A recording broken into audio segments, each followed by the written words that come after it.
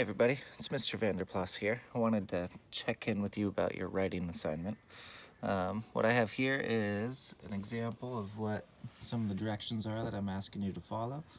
You have 3 categories: past, present, and future. And I wrote about my mom. When I was growing up, I lived with my mom and my dad and my brother. And so I just chose I'm going to interview my mom. So I'd encourage you to think about categories. Like the first category I could think about is like, where does my mom live? So I'm going to draw a picture of a house. In the past, when I was growing up, I knew that she lived in Michigan. That's where she grew up.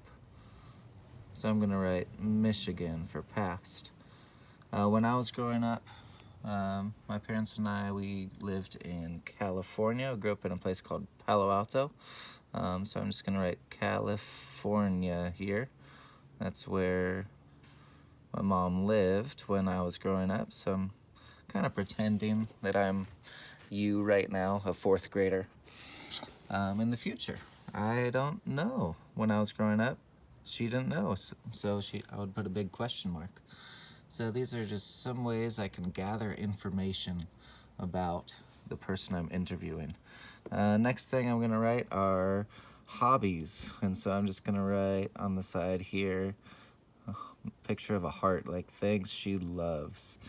In the past, I knew that she loved sewing. She went to school for tapestry, and she got a lot of artistic skills out of that.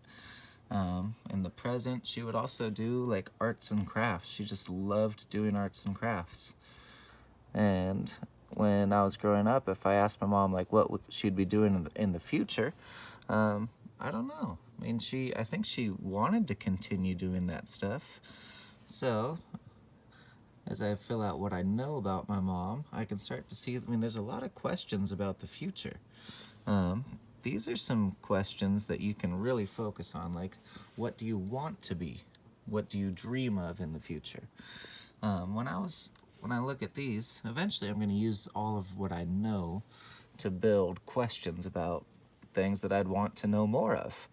And so I would encourage you to think of a couple categories that you could have and answer, what do you know about your person from the past, the present, and the future?